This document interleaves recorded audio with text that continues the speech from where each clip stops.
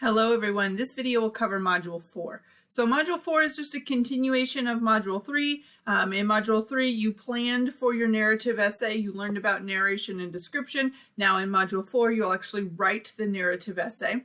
So this is the first major essay for the class, and you'll notice that we are not doing a peer edit with this one, so that's not a required element.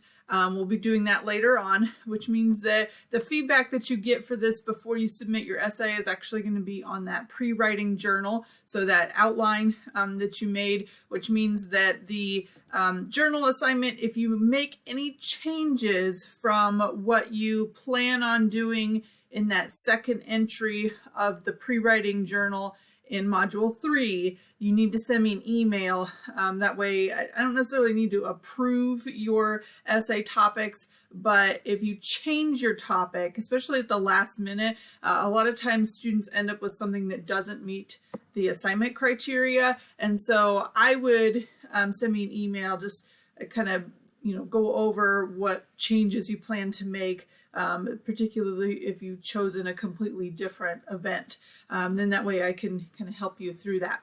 So in this module, you're going to spend the whole week, and I would recommend spending the whole week writing this essay. So the narrative essay assignment is in here again. So just as a reminder, you're being tested over descriptive language, narration, and dialogue. Those are the three skills that we're trying to learn for this essay. And so those are going to be kind of your major criteria. You have an event that you're writing about.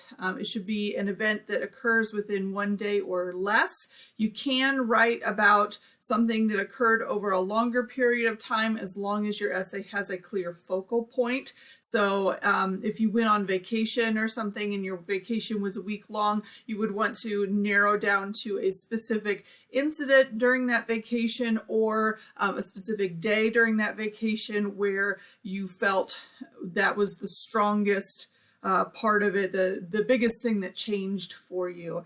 So again, our focus is going to be on what is the significance of this event? How did you change as a result from this event? Narration is going to be the description of the story itself. And so, leading us from one part of the event to the next, going in chronological order, which is the order of time.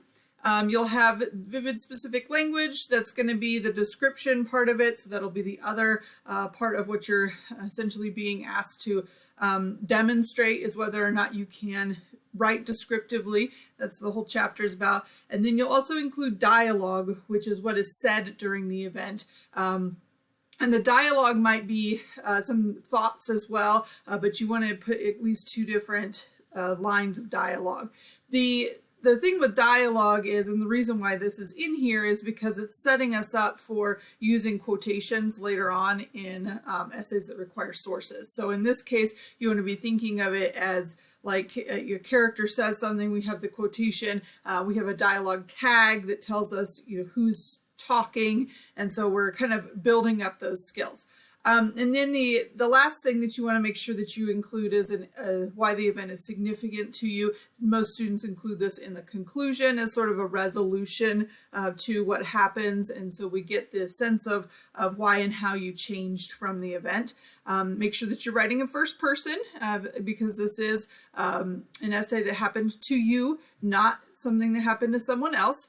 And then past tense, of course, you want to make sure that you're using that if it's happened because it happened in the past. I have a video for you, just kind of walks you through the steps of writing the narrative essay. This may help you if you get stuck. Go ahead and watch this. This is kind of a lecture video, something that I would do in a face-to-face class, and just kind of walks you through how to set up the essay. And then I've got some ideas for you for topics, also linked in the pre-writing journal. But that way, if you start working on whatever you did for your pre-writing journal and it's just not working out and you can't get an essay out of it, this might give you some more ideas. And then make sure that, like I said earlier, make sure you send me an email. I've got 2 sample narrative essays that you can look at as well that students have written.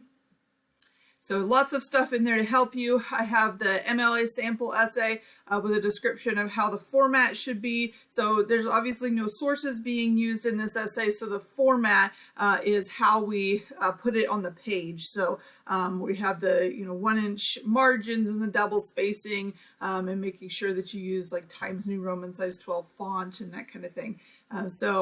Making sure that everybody's is formatted the same way. And then I also have a link to the online writing lab here.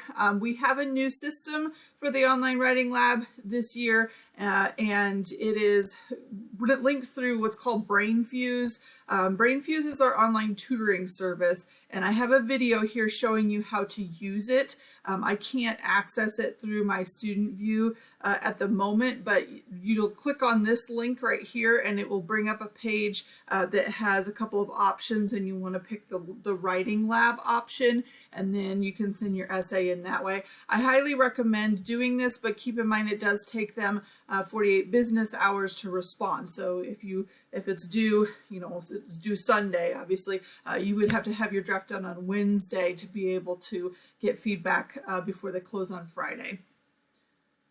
The last thing in the unit is your basic criteria for the narrative essay and the spot to submit. So you'll start the assignment, you'll submit your file. Because this is an essay, this will be your first assignment that's graded with a rubric. The rubric is basically a breakdown of the points that you'll receive and how you'll receive them. I grade essays differently from other types of assignments. I do spend some time going through and leaving it inline feedback, and then I use the rubric to determine your grade overall. And so you'll see that points will be missing off of certain criteria. If you didn't meet the exemplary category, I recommend students kind of read through it and decide where they fall. If you want an A on your papers, you want to be in this area. If you don't really care, you might be in this area. If you're at the end of all of these, then obviously you've failed the essay. So we don't want that to happen. So you can double check the criteria and the minimum requirements before submitting. So that is the module. You're just finishing up the essay and getting that final draft submitted. You can always send me a copy of your essay if you're not sure if what you're doing is correct. It is not cheating to get my feedback on your work before you submit it for a grade. So hopefully you're having a great week, and I'll see you later.